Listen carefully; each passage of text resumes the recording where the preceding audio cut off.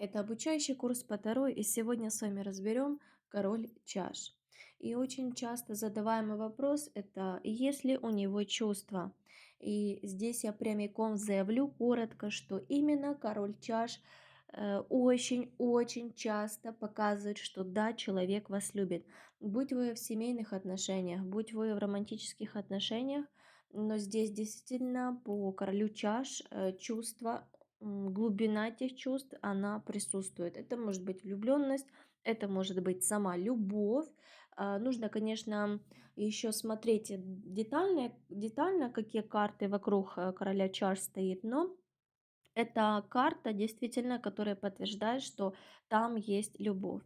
Поэтому не только, да, там есть определенный ряд карт, которые показывают чувства, но также вот это ярко выражает саму эту тему. Если хотите хорошо разбираться в Таро, я вас приглашаю к себе на обучение.